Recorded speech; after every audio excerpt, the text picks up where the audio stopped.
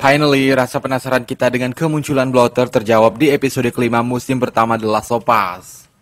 Evolusi Infected itu muncul bersama ribuan yang lainnya dan mencabik-cabik tim Caitlyn, yang akhirnya menguntungkan bagi Joel dan Henry. Kalau Infected nggak muncul dari bawah tanah, nggak tahu deh apa mereka bisa selamat dari kepungan gerakan perlawanan rakyat yang telah mengepung mereka. So, anak nongkrong, selain kemunculan ribuan Infected dan Bloater, di episode kelima ini ada hal yang lebih menarik lagi untuk kita bahas, yaitu konflik Caitlyn dan Henry. Apa sih motif Caitlyn memburu Henry? Masalah dua orang ini akan menjadi highlight yang akan kita bahas dalam penjelasan The Last of Us episode 5. Mari kita bahas.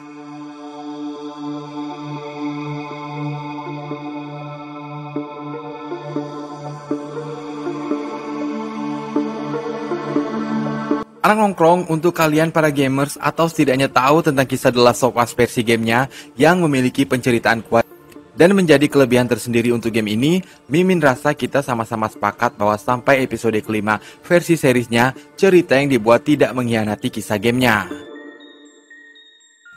Memang ada tambahan di sana-sini, namun tidak benar-benar keluar dari jalur cerita yang ada di gamenya. Bahkan tambahan-tambahan yang ada di series membuat kisahnya terasa lebih baik dan nendang banget, terutama di sisi dramanya. Nah, anak nongkrong, jika dalam gamenya cerita Henry dan Sam dikisahkan sebagai kakak beradik yang menolong Ellie dan Joel untuk keluar dari kota yang dikuasai kelompok Hunter, begitu juga dengan cerita di seriesnya. Namun yang mereka hadapi bukan Hunter, tapi gerakan perlawanan rakyat yang dinahkodai oleh Caitlyn.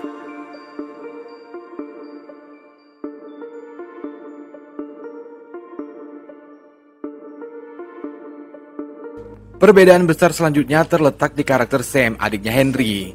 Untuk seriesnya, Sam ini digambarkan sebagai seorang bocil yang tunawicara, sementara di gamenya tidak.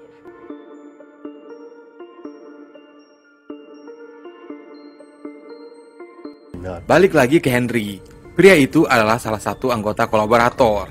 Ketika mengatakan bahwa dirinya kolaborator, Joel agak kaget ya anak nongkrong dan sempat menolak untuk barengan dengannya keluar dari Kansas City. Ia mengatakan tak ingin bekerja sama dengan pengkhianat. Namun Henry mengklaim bahwa ia tak sejahat itu. Kolaborator itu apa sih?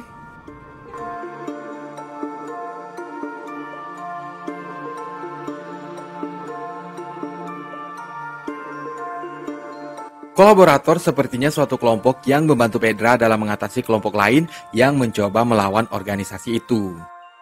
Salah satunya memberikan informasi mengenai orang-orang yang terindikasi sebagai kelompok gerakan perlawanan rakyat, seperti yang dilakukan oleh Henry. Ia memberikan informasi tentang Mikhail, ketua dari kelompok tersebut yang akhirnya membuat Mikhail ditangkap dan dibunuh oleh Pedra. Nah, dari ucapan Henry, Pedra ini memang kejam anak nongkrong. Mereka membunuh, memperkosa, dan menyiksa orang-orang yang mencoba melawan.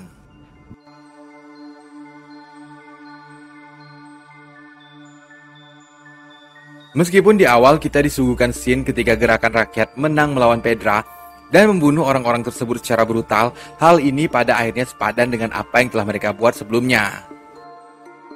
Dari sinilah awal dendam kesumat Caitlyn kepada Henry, karena Henry telah menyerahkan Mikhail abangnya kepada Pedra.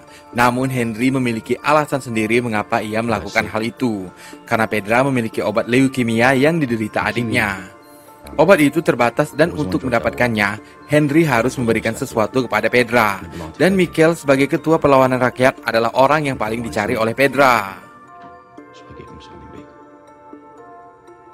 The leader of the resistance movement in Kansas City, and Kathleen's brother. Disinilah poin besar untuk episode kelima The Last of Us, bahwa setiap orang punya kepentingannya masing-masing. Namun bagaimana memenuhi kepentingannya? Haruskah mengorbankan orang lain untuk itu? Pada akhirnya simpati kita malah cenderung berbelok kepada Caitlyn, dibuat memahami perasaannya yang harus kehilangan abangnya. Terlebih Mikhail adalah sosok pria yang baik. Bahkan Henry menegaskan hal ini. Ketika Caitlyn mengatakan bahwa saat Mikhail di penjara, abangnya itu meminta Caitlyn untuk melupakan dan memaafkan Henry. Lagi-lagi simpati kita bertambah pada Caitlyn, dan dibuat setuju bahwa Caitlyn harus membalas apa yang diperbuat oleh Henry.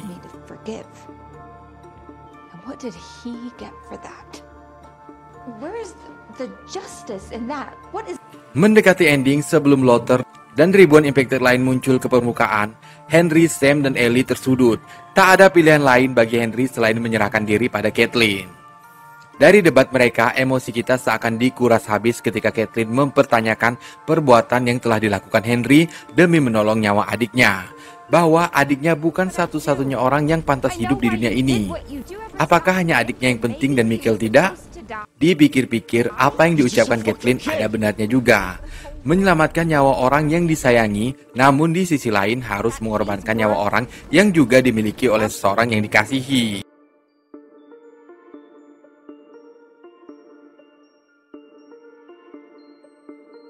Anak nongkrong, jika kita perhatikan sebenarnya Joel yang saat itu berada di atas dengan snipernya bisa saja menembak Caitlin dan memberi kesempatan bagi Ellie, Sam, dan Henry untuk lari. Namun tak ia lakukan. Adakah Joel memahami apa yang dirasakan Caitlin bahwa kehilangan salah satu anggota keluarga terlebih itu direnggut oleh seseorang adalah hal yang sangat menyakitkan. Seperti ketika ia kehilangan Sarah. Adakah Joel membiarkan Caitlin menuntaskan dendamnya?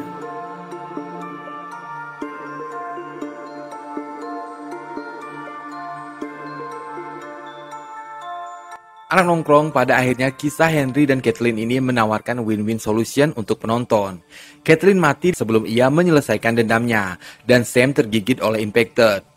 Henry putus asa dan menembak dirinya sendiri. Jika kita membandingkannya dengan versi game, meski Sam dan Henry sama-sama mati, tapi keputusan Henry untuk bunuh diri rasanya cukup kita sayangkan. Sementara untuk versi seriesnya, setelah mengetahui apa yang dilakukan Henry, kata yang tepat untuknya, ya sudahlah.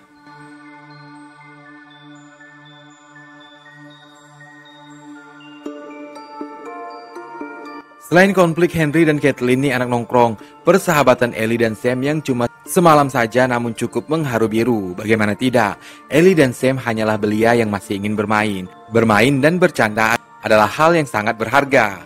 Ellie mungkin mengira Sam akan menemaninya setidaknya sampai tujuan mereka tercapai. Namun takdir berkata lain, Sam tergigit.